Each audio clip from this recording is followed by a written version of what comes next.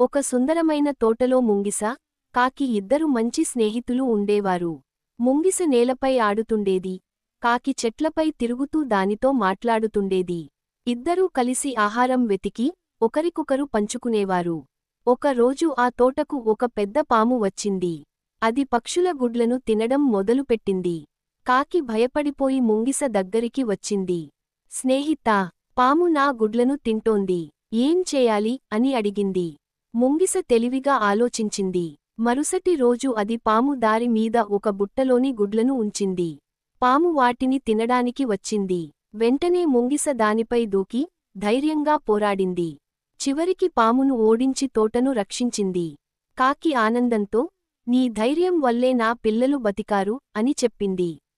ఆ రోజు నుంచి ముంగిస, కాకి మరింత స్నేహితులయ్యారు.